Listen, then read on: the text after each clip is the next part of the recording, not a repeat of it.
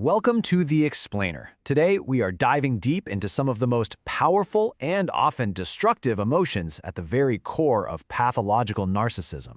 We're going to break down the intense, recurring patterns of jealousy and envy and see how they fuel the primary defense mechanism, devaluation. So let's start with this core idea and really let it sink in.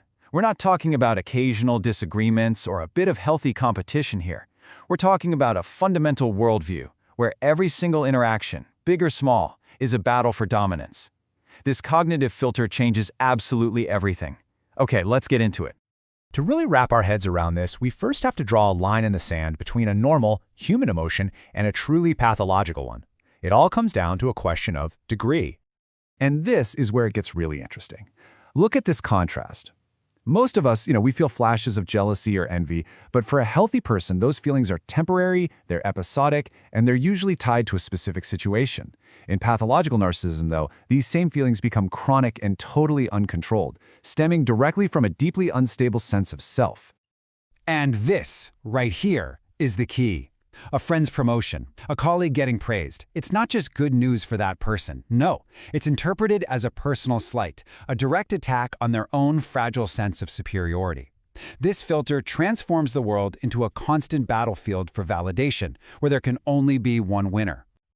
All right, so let's zoom in and see how this dynamic plays out in one of the most intense arenas, romantic relationships. This is where jealousy often becomes incredibly concentrated and, frankly, destructive. So the jealousy we're talking about here isn't about the fear of losing someone you love or wanting to preserve a connection. Not at all. It's about a relentless demand for absolute control over another person, who is often viewed as a possession, an object whose job is to provide validation.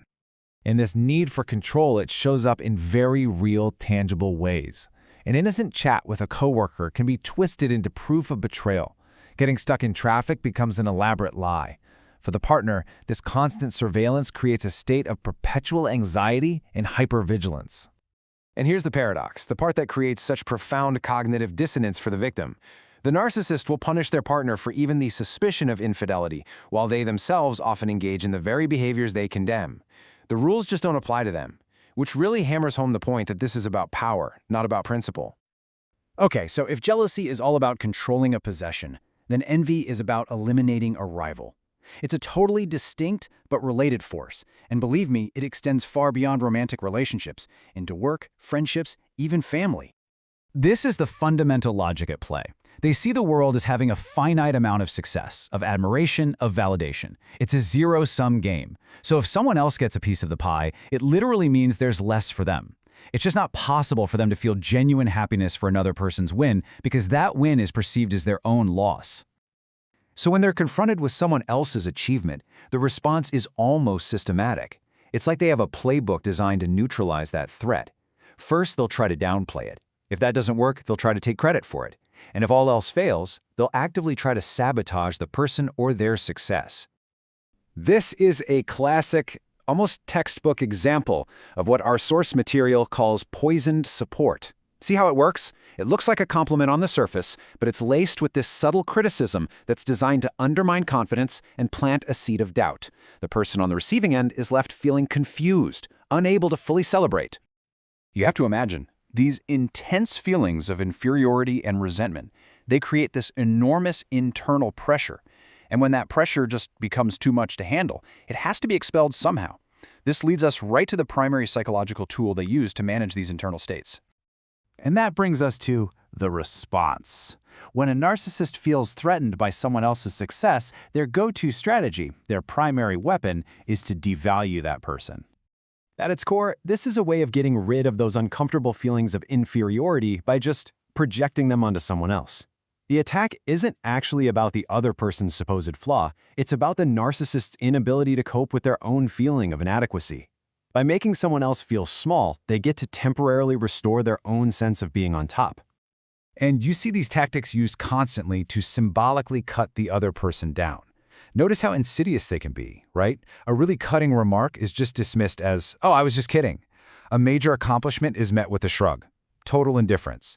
These are all ways of reestablishing their position at the top of the perceived hierarchy. So what is the long-term effect of living inside this kind of dynamic? Well, it's not a series of one-off incidents. It's a destructive, repeating pattern with absolutely devastating consequences for anyone caught in it. Living under this constant barrage of criticism and control is emotionally corrosive. It's like acid for the soul. Victims start to shrink their own lives just to avoid triggering an attack. They stop sharing good news. They cut off friends who are deemed a bad influence. And slowly, they start to believe that they are the source of the problem, leading to this profound erosion of their own self-worth. And this is the trap. The cycle feeds on itself. The narcissist attacks, the victim tries to appease them and takes the blame, which only reinforces the narcissist's control. The victim is tricked into believing that if they can just be perfect, if they can just do everything right, the attacks will finally stop. But the cycle is fueled by the narcissist's own internal instability, not by the victim's behavior.